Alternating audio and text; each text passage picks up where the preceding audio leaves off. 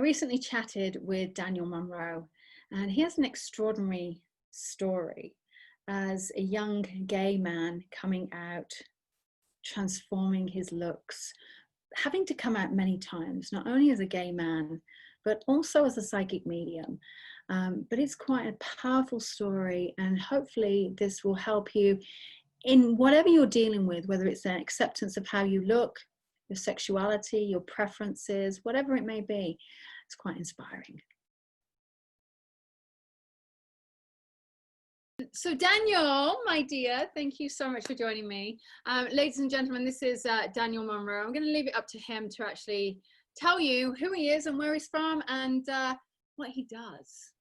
Yeah, so my obviously name is Daniel Monroe. I am a psychic medium and I am in Vancouver, Washington, which is right next to Portland, Oregon.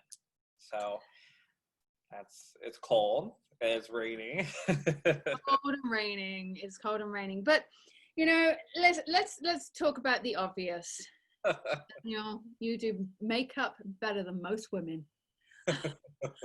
Let's talk about the obvious here.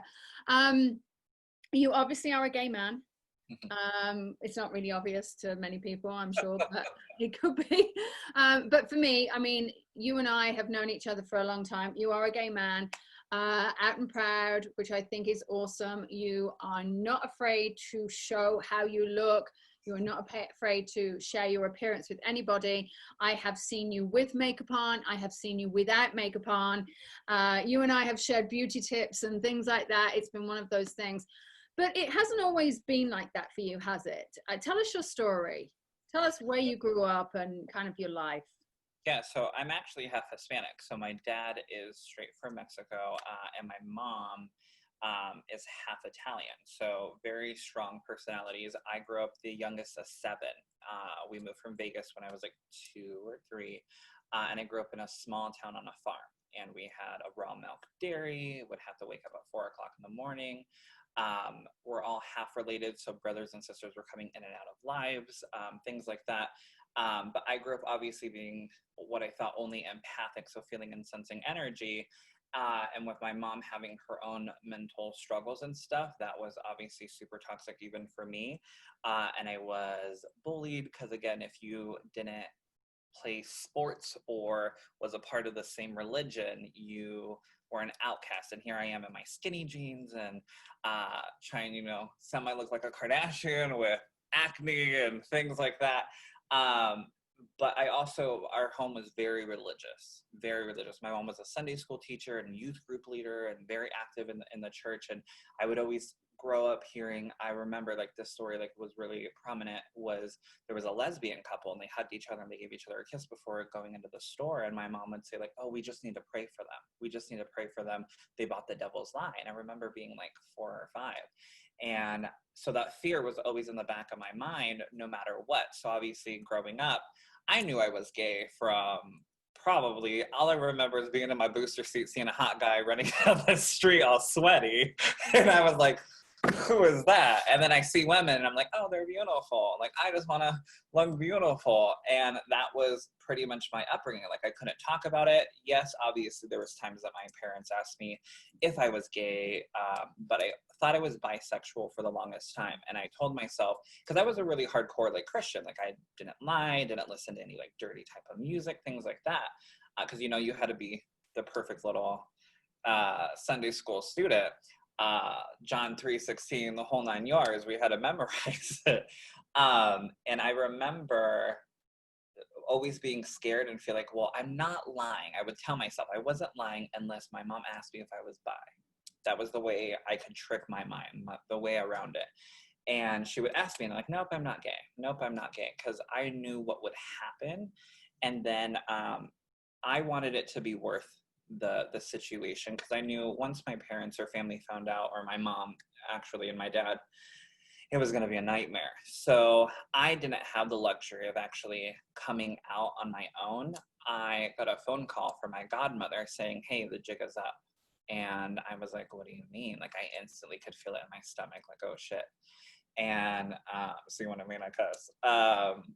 And I remember like instantly knowing what she was talking about. And I met my partner when I was 16, and she And was you're like, how old now? I am 23 years old. I know, I'm getting old, just kidding. So then she said, I don't know, but your mom called your sister, and your sister told me something about you were sleeping, and she went through your phone. So my mom went through my phone that she didn't pay for, wasn't in her name. She actually didn't know. I was a very clever kid, because you kind of have to survive, right? Because I did grow up, again, there was abuse. I mean, my father pulled my arm out of my socket when I was 16 as well. I would have braces, and I would get backhanded and, on your face, and you get cuts and stuff like that. So Can I just interrupt? Why was that? which part? Why would you get abused? Was he just the abusive man? They both were. And my mom used to discipline us. And she used to say things like, I have to discipline you for you to be a good Christian boy. And in her mind, that's what she was doing. So there was times that, yeah, I was mouthy. I was a normal kid. And she would lay me over her lap and then just hit me with a wooden spoon every time I opened my mouth. And I remember just finally tapping out. And I'm sitting here watching her soap operas with her, just still laying over her lap in case I got mouthy. So things like that would just ended up happening. But because, since we're on that topic, because of the other kids leaving, it got harder for me. So I came to realize later on in life that I ended up getting the leftover of my mom and of my parents. And then when we had the dairy, it was when my dad did what he did with my arm, I had to tell myself I don't have parents anymore, I have bosses, and that my parents were basically gone. And that was the way for me coping of that disconnect. So disconnect is my favorite go-to when things get tough. So yeah, so I basically ran the dairy. And when I left at 17, the dairy got closed. So you had an actual dairy with lots of cows and lots of cows, goats, the whole 9 yards. Yep, I did 4-H for 8-9 years because there was a paycheck attached to that, and I had to split it every summer. I was able to pay for my school clothes, my brother's school clothes. I have a special ed brother who's my heart and soul, so I was able to buy him school clothes and things like that. So anyways, back to my godmother telling me. So I knew for about a week or two that my mom knew about my boyfriend, and that she went through my phone. And one day I was loading up the van, because we would like fold down the seats and load up these huge ice chits that fit like, I want to say like 14 gallons in each, and I would go and deliver them. That's why I'm not a morning person anymore. That floor sucked. So I was loading up the car, and my mom was handing me the gallons, and she was like, hey, when you're done loading it up, go and have a seat. And I knew, like, I could feel it. Here's where it's gonna come. And I go back inside. I sit down. My mom sits down to the left of me, and my dad sits down to the right of me. And and mind you, I was 16, so my boyfriend partner, he was 18. And my mom sits down and she goes, we know about Jared. And that was his name. We know about Jared. And I was like, okay, mind you, the situation with my arm already happened. I basically already disconnected. I'm going to be honest, I was suicidal for sure growing up, 100% suicidal. And when this situation happened with my dad, I had to, I'm surprised I'm actually alive, to be honest. I had to literally ask myself, laying in the bathtub, I'm either going to kill myself, and that's going to be the only way out, or I'm going to not give a shit anymore. Can I just ask you, in that moment where you were suicidal and you did not have any hope, did you ever turn to God? Did you ever turn to the religion that you were being beaten for? Yeah, I actually turned to God, and I was like, why would you make me this way? Why would you make me this way? Why do I, and you're going to make me cry today, Lisa. Oh, you're getting me, so. People would ask me, like, family members that I did know, like my sister, like, is it just that they're attractive? Because my sister, I love her to pieces. And she lives with my partner and I and my 6-year-old niece.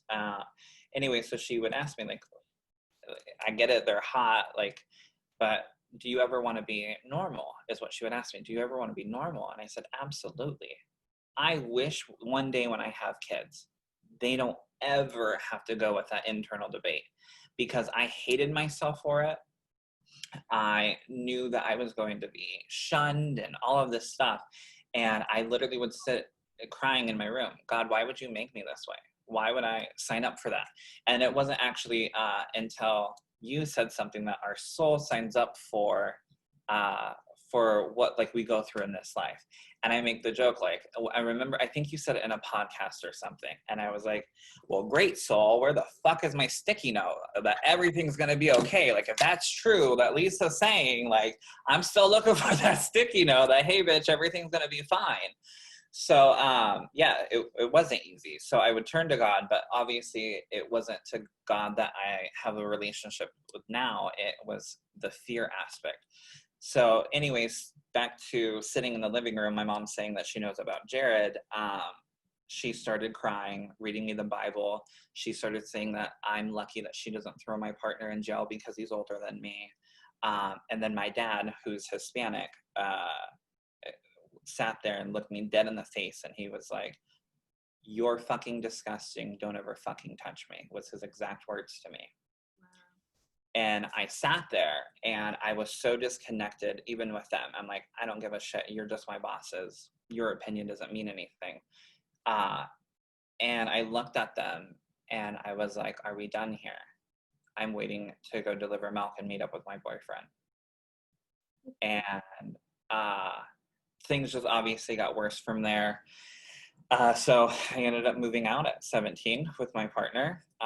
It wasn't easy moving out. Because I saw what my mom did to my other brothers and sisters. I already tried leaving. My mom told me there's the door. Don't let it hit me on the way out. And I left and I was going to get emancipated and was going to go live with a family friend and all of this stuff. And I was doing online school anyways. And my mom ended up calling the cops. I got thrown in the back of a cop car. Again, my arm's in a sling. And it was a lot. So when I decided, like, I have to take a leap of faith here. I have to, if not, it's going to be me. I'm going to be ending it because this is the crossroad.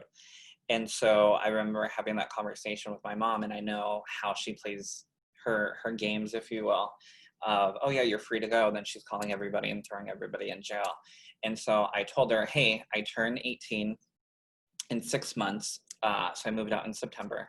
In 6 months, I want you to write a letter saying Jared's basically my guardian. And we're going to go down and we're going to get your signature notarized. I can call and make the appointment. I'll pay the money. I learned how to drive in a Ford F-150. So I was a little bit of a boy back then. And yeah, it was a 97, same year as me. It was great, but it was in their name, in my parents' name. So I saved up money, bought a car, put it in my partner's name. I had to do, and it's shitty to do all this when you're 16. You have to survive. You have to do what you have to do. And so I told my mom, like, here's the truck keys back. I don't want any money for it. All I asked you to do is to make this appointment. And she was like, well, what if I don't want to? And I said, well, then I'm going to have to go to the courts and prove that you're an unfit mom and you won't have the dairy and you won't have my little brother. And that's shitty to do, right? And it's shitty to dig deep, because here's somebody that was supposed to protect me and look after me and made me promise that I would never leave her like all my other brothers and sisters. And I love my mom to pieces, I really do. But I was going to take my own life. What's your relationship like with your mom now? I mean, I was just there last night to pick up pieces. And that's how it always is. She calls me freaking out that I need to do something. I need to fix the situation. This is my responsibility. I'm like, no, I'm the youngest out of everybody. Why do I have to pick up my older brother's pieces? Why do I have to pick up your stuff? But do I do it? Yeah. Do I need to stop? Absolutely. It's a problem. But that's how it always was. Sorry, so go back into the you having to finally make the decision. It's either me leaving or you accepting. Yeah. What do you want to know about that? Well, I mean, when you're at that suicidal moment, hey, I got to make some decisions, and you're moving out, and you finally took that plunge. How was that for you? It was terrifying. Yeah. Terrifying. I had to go head to head with my mom. I had to take all of the stuff that I've learned, and it's shitty to basically threaten. And to this day, my mom says she kicked me out because I couldn't live up to her rules. I couldn't follow the rules. She has a lot of problems, but it's so weird because, and then it bleeds into mediumship, right? So my grandfather, he passed the night I was born, and that's actually what started the mediumship side. And he would say stuff like, be careful of the baby, and something about a full moon and all this stuff. And then he ends up passing on the night I was born. And there would always be a voice that I've had 3 nails go through my head when I was 7 or 8. But there was always that voice that, no, this isn't your time. And then later on, when I saw like some stuff that you were teaching about, like exit points and things like that, looking back on it, Spirit and God was like, no, this isn't your exit point. This isn't your exit point. I've been kicked in the head by cows. I've had like 3 different concussions, like all sorts of different things. And there was always that voice that like, no, don't do it. And I'm like, why? Like, this is shitty. Who wants to live this way? There was a bigger purpose. Yeah, there's a bigger purpose. And it's funny because I always felt that I was going to be well known when I was younger. But when you're young, you think like, oh, I'm going to be the next Beyonce or the next something. And then, so I moved out, and within me moving out, that's actually when I came across you, Lisa, of going to a spiritual healer, because again, I was passing out when I was younger. So I also had that on top of it all, the spiritual side. I was passing out. Doctors couldn't find anything wrong with me. I had a heart monitor on me, neurospecialists looking at me, and they're like, we see it's happening, but I don't know why. All throughout middle school, the older I got, the worse it got. And then obviously anxiety, and then whatever energies around my mom and things like that. So when I moved out, I was like, I don't know what this is. And I remember on Ghost Whisperer, the TV show Ghost Whisperer, she said when she finally had a son, she said that he's empathic, and something inside me kind of lit up. And I Googled what that was. And because again, meditation was worshiping the devil growing up. Chakras is evil, all of that stuff. I'm not joking.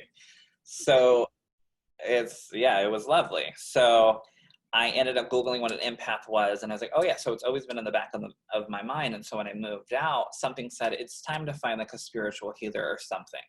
And I'm like, I don't even know what the hell that is, but okay. So I started Googling, found one in Battleground where I was living at the time, and I walked in, and that's when she said, oh, I meditated for the first time, started talking about my grandfather who passed the night I was born, and I can feel him behind me. He started apologizing for everything that my dad's done. He's like, don't blame him, blame me. And I was like, what? I don't cry. Crying's not my thing. I know on here I'm about to like bawl my eyes out, but I'm trying to hold it together. But she was like, oh, you're a medium. And I'm like, I'm a large, but thank you. And she's like, no, a psychic medium. And I was like, oh, what's that? And then she's like, you can talk to dead people. And I was like, for real, what's that? I didn't know. I didn't know anything about psychic. I didn't even know what a drag queen was until I moved out. What is that? I mean, I did not know who RuPaul was, nothing. So let's talk about that whole thing, because obviously you're a psychic medium, which is great. And, you have an incredible gift, and now you've got your own school and everything else, which I think is fantastic. But let's just revert back.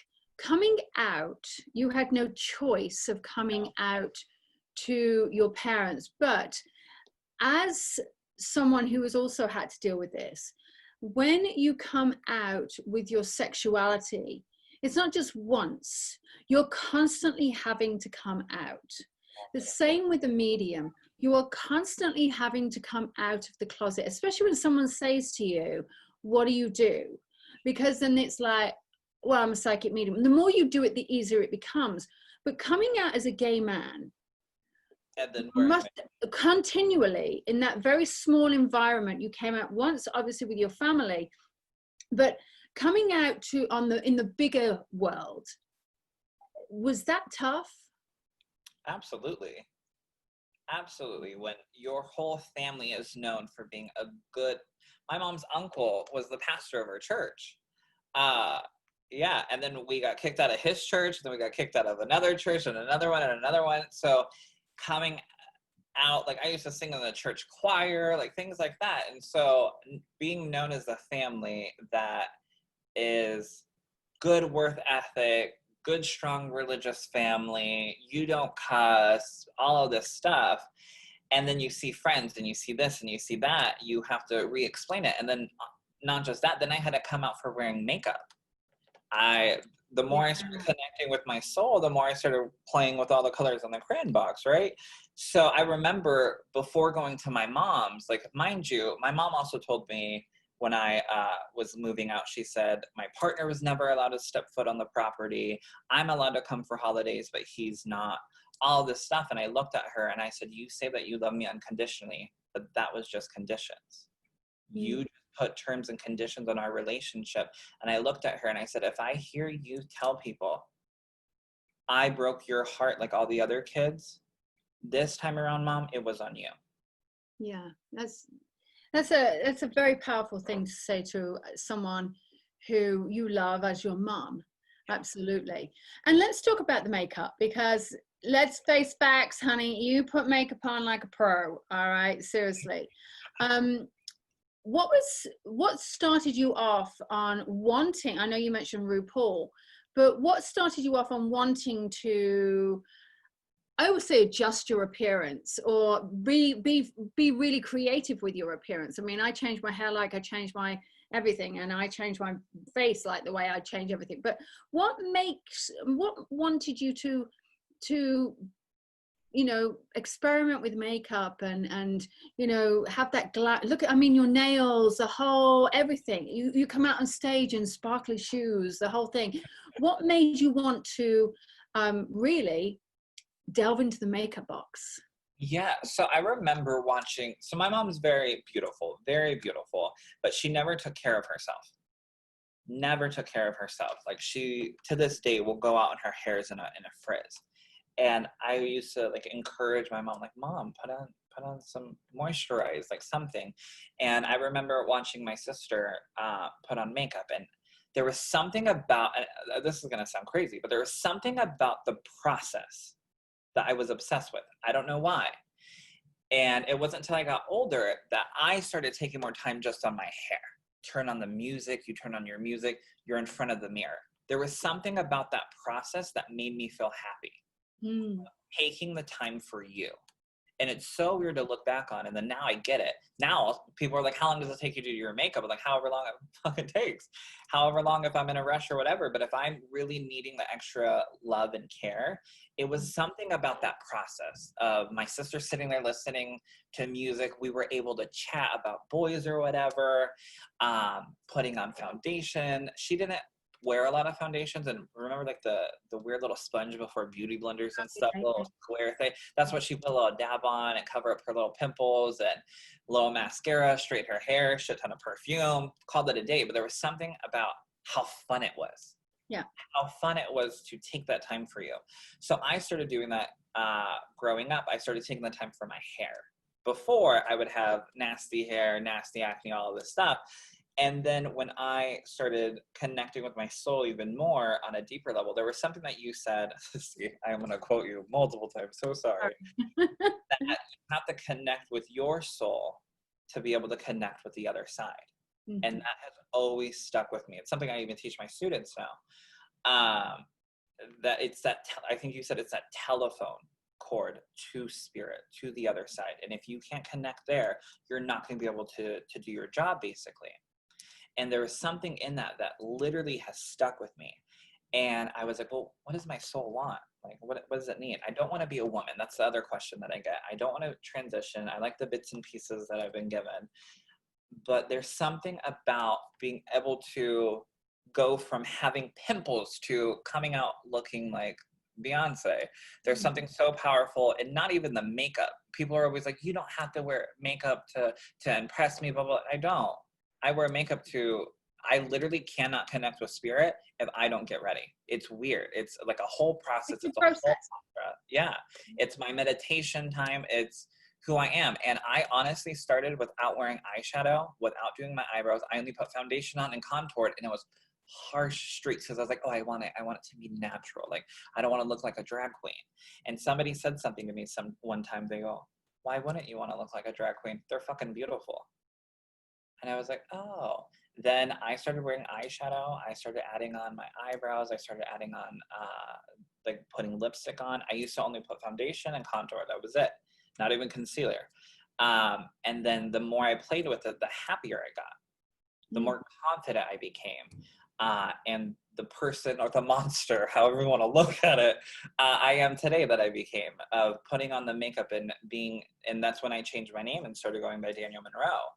And I had a really soul search even within that of like, I'm not the same scared little boy that I was. What do I want to be called? Do I just want to be called Daniel? Do I want a nickname? Do I want a stage name? What? And so I would watch interviews of everybody.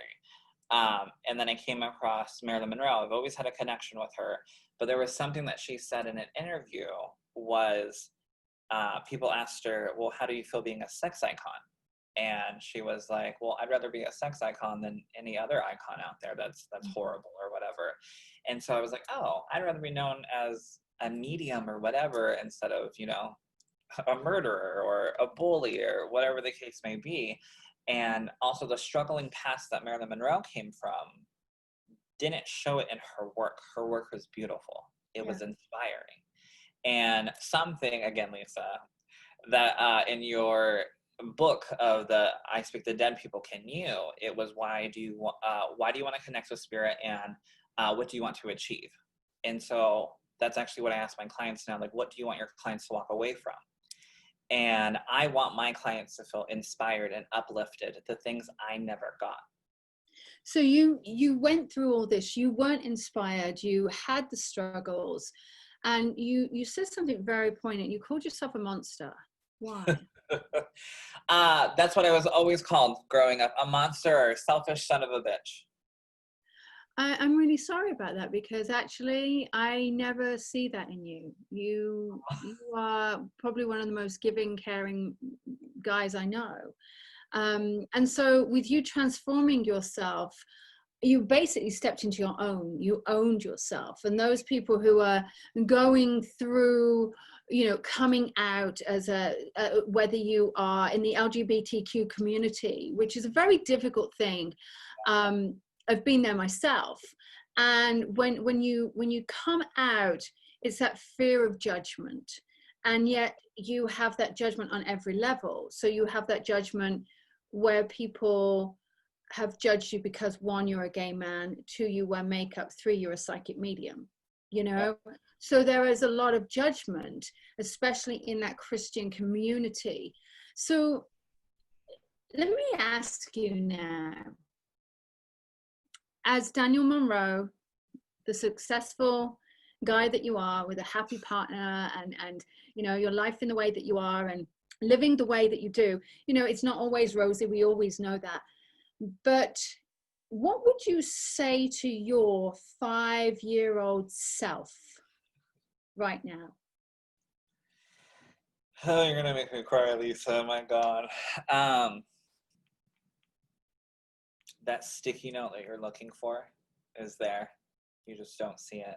That you're gonna be okay. Oh fuck.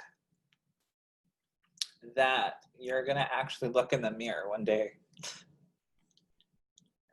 and fully love who you are. You're not gonna look in the mirror going, why did I even wake up today? When am I gonna be pretty enough or happy enough or okay with who I am? That you are going to be fine. You are going to be happy. And that's the biggest thing. You will be happy. Sorry. So that's what I would say. Because there's going to be people watching this at 4 o'clock in the morning, and I always talk about this. the 4 o'clock in the morning is the dark night of the soul, where we struggle. I struggled coming out to my parents, and I had to do it over the phone, and I was in my 30s, and it was a very, very tough thing. But you still have sleepless nights, and you struggle with these things, and you just spoke to probably many people who are going to watch this. And you don't need a sticky note. You are going to be happy. You're going to look in the mirror and accept who you are. And I hope you no longer feel a disappointment to your family, you know, because you're really not a disappointment in the world. But what would you say to someone who is saying, you know, I don't know where to go. I am struggling with coming out. I'm struggling to find a community. I'm struggling to find that community of people I trust in whether it's the gay community, whatever, or whether they're going through the transition, whatever it might be. There must be, what would you say to someone who is going through that right now? So I would say, what makes you happy? Everybody says, well, don't give a shit about what other people think. And it's easier said than done. It is. The thing that will honestly get you through it is, one, yes, not caring. But two, what will make, everybody always says, you want to have a job that makes you so happy that it doesn't feel like a job. Well, you want a life that makes you so happy that you live it, that you love it, you accept it. It can be, and that's the other thing. Sometimes you have other struggles that come on later on down the road. Sometimes I feel like I don't fit in any category within the gay community. I'm not transgender, I'm not a drag queen. But the beautiful thing is it doesn't matter. This is what makes me happy. So for you, what makes you happy? Is it wearing stiletto heels and a camo shirt? Is it not wearing makeup and having a good skincare regimen? Is it just having friends around you that accept you? Is it listening to rap music instead of classical music? Anything that makes you happy, that gets you through the day. That's what you need to focus on, not what other opinions are, or if I have to find a category. That's where I used to start obsessing with. I have to find a category. I have to find somewhere an acceptance by somebody else, instead of what makes me happy that I can give myself to feel accepted. What can I give myself, instead of what can somebody else, even in that community or whatever. Don't start looking there, because it's not fair to them, because they might not be able to give you what you need. Ask yourself, because if you can't give it to yourself, you're not going to get it from somebody else, and it's not fair to put that onto them. So ask yourself, what will make me happy? What can I give myself to feel accepted?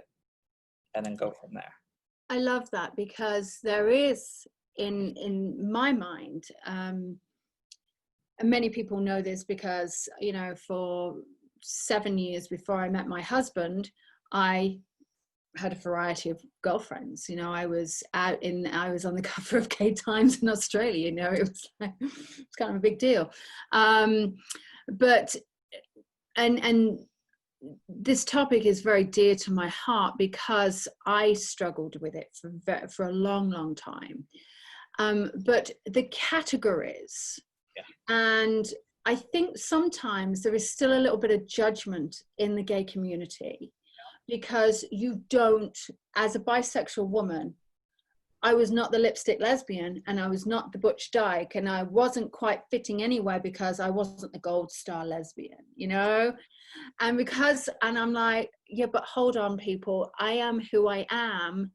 And so there was this opinion that because I was a bisexual, I couldn't be in with those group of people, and I couldn't be in with that group of people. And I was kind of this nomad, if that makes sense. And so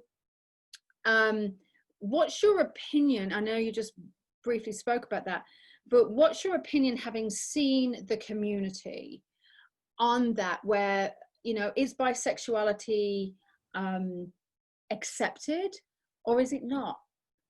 Yeah, so bisexuality actually is accepted to some, but then not to others. It's either, oh no, you just don't know it yet.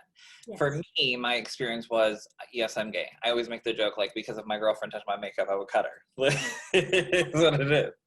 But there are people that are attracted to both. Do they prefer one over the other? Yes, but that doesn't necessarily mean, I mean, I prefer darker skin tone, tan, beautiful men, but my partner, he's white as hell. We have different preferences. Yeah. However, I get asked all the time, oh my God, baby, you're so beautiful. Where do you perform at? Or I even get this from clients. Oh, it's beautiful to see that you transition. How did you start? I have this person. Can you help them? And I'm like, that's a whole different category that I don't have any experience in. How to connect with your soul, how to be you, absolutely. So there are still cliques, if you will. Yes. There's categories, but then there's cliques within the category. Yeah. Like, I would be considered a twink, and that's what my partner loves. He loves twinks, so skinny, scrawny, Hollister, 0-calorie drink, that whole blonde hair, blue eye, that whole thing. I would be considered a twink, but my body's built to carry triplets. So I'm not joking. I'm curvy. I got the booty. Like, it is what it is. So I don't even fit in that category. And then I add the makeup on top of it, and it's like, oh well, twinks don't wear makeup, so you're a femme. But then you're a bear, you're an otter. I'm like, well, I can be hairy because I'm Mexican, but I go and get that shit waxed. So there's no category or clique that works for me as of right now.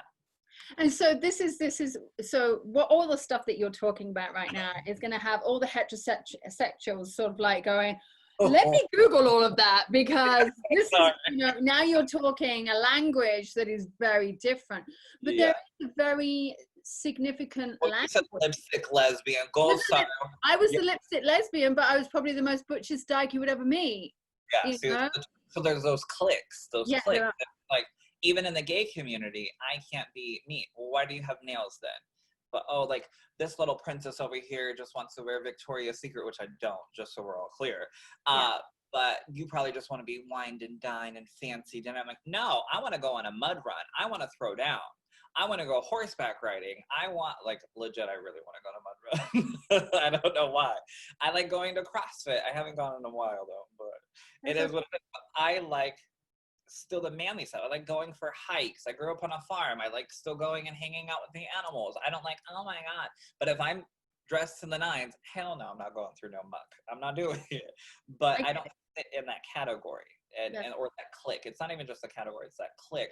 And there are even judgments on that end. So that's why I was saying, don't worry about getting accepted by them. Start accepting you, and then find your own clique, or create your own clique, or create your own space. So it doesn't matter really to be accepted into the gay community. It doesn't really matter who you are and what you associate with. It's the fact that you're just being you. Right. And that's what I've always found is the gay community. You know, for years I've been involved with the gay community, and it's as long as you accept you, you're going to be more accepted as long as you accept you. Right. Because they'll accept you. They'll be like, and I think this is what I have discovered, that the more confident you are in owning who you are, no matter what category, clique you fit into, you're owning who you are, you will be accepted almost without question. Don't let them corner you or tell you this is where you are. Absolutely.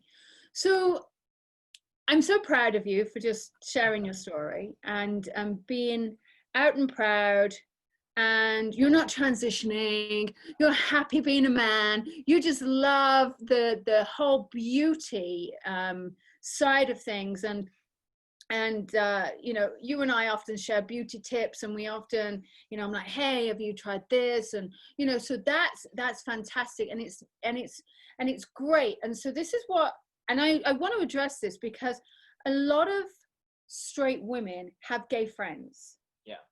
And I do not like this term, but I'm going to say it, is I don't like the term fag hag. Oh yeah, no. And I don't like it. but there is that association with having that. I would rather call you my husband. You know, I have two of my dearest friends. I sang at their wedding. They got married after being, I think, 25 years of being together. They finally got married, two gay men, and he is my husband. You know, this is my husband. I introduce him as my husband. But there has been that term that has been labeled on women who have friends like you. Yeah. And that is also a stigma to the women in many ways. What would you say to the woman who has been labeled in some capacity or had that term or something put on them? I would say, one, fuck them. Two, with my friends, like, we just call each other family. We just call each other sisters, or one of my friends, she's like, when are we getting married? So like, oh, this is my husband. To my niece, who's 6, I'm her nice, pretty, famous uncle is what she called me. But the label of it doesn't matter. It's the relationship, right? You don't go up to a straight friend relationship. That's the other thing. There's also now things of straight guys that best friends are gay. Now it's a whole other label that I don't remember. But it's just family, right? Also, the word fag I can't handle. I can't stand it. Can't stand it. Yeah, in England, it's got a different connotation because it's connected to a cigarette. Oh, actually, yeah, that's true. So I grew up with that term because it was connected to a cigarette. But then when I was labeled it, because all of my friends were gay, what they didn't know is, yes, they were gay, but I was also bisexual. And, you know, it was just who I was, but I had never come out at that point. Yeah, my clients call me their gay best friend who talks to people. So that's way better than, oh, I'm his fag. Like, that's horrible. I don't like it, but it's still used. That term is my mom still actually used. called me a week ago. She said, excuse me, fag. And I was like, excuse me, bitch. And I literally said it like that. And she was like, don't call me that. And I was like, well, don't call me a fag. And she was like, I've always called you that. And I'm like, yeah, and it's always been hurtful. Good for you. Yeah, so that term, that was literally like 2 weeks ago. Yeah, good for you. Good for you. So listen, what would you say to someone who is struggling at 4 o'clock in the morning, coming out, trying to be accepted, wanting to try some makeup on, whatever it is, who is really struggling with their identity and who they are in the world? And is at that point of, I don't know whether I should live because I'm not accepted. What would you say to them right now? One thing I would say, well, a couple things, but one of them is, if you're struggling with wanting to transition, or I want to look a certain way, or finally be who I want to be, who you have in your mind isn't instantly going to be who you see. It will take time. Just like when I started wearing makeup, I used to still cry, like, why don't I look pretty still?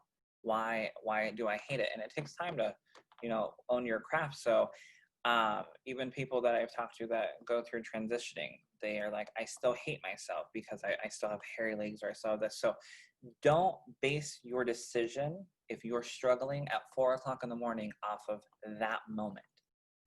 Base it off of where you can get, who you can become, how happy you're going to be, the things you'll achieve. And even if your story changes one person's life standing in the grocery store, don't base it off of the mirror in that moment. You might have to spend some money. You might got to go buy some makeup. You might have to do something. But don't base it off of that moment.